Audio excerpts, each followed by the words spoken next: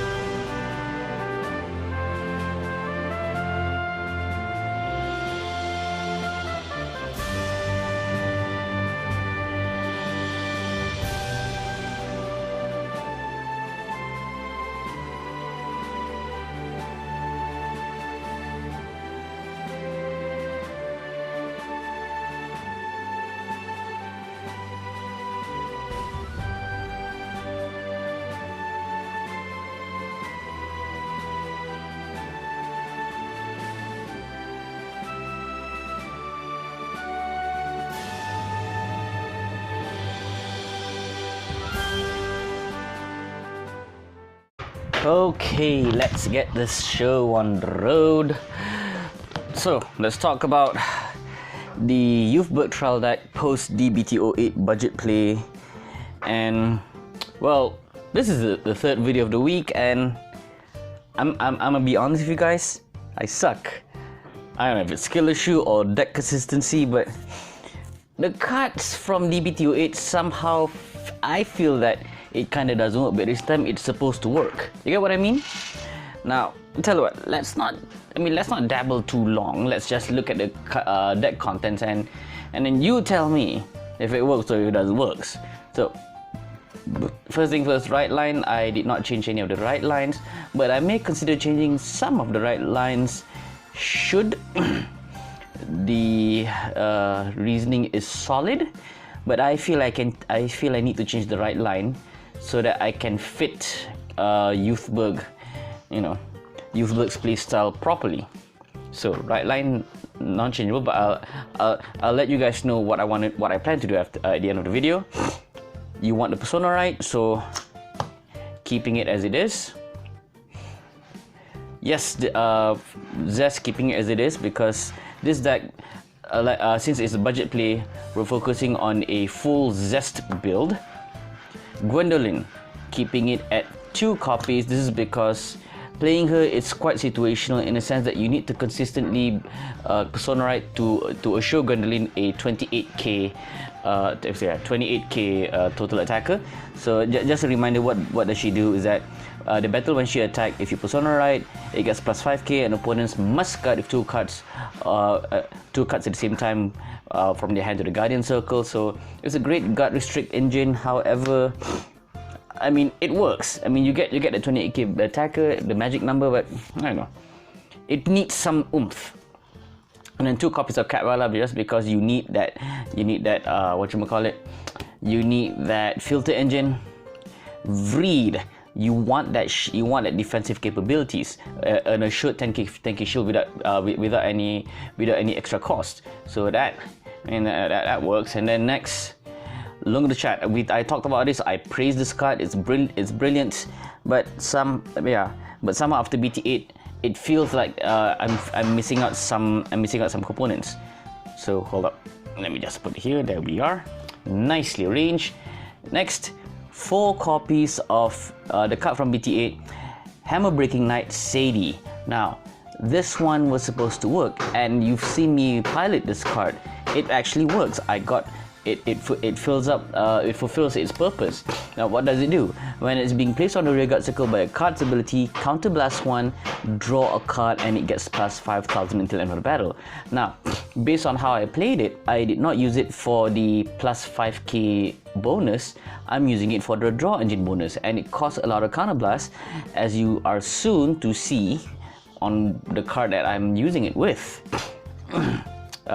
Nothing changed. Sentinel. Some trigger lineup, 1 over trigger, 8 critical triggers, nothing changed.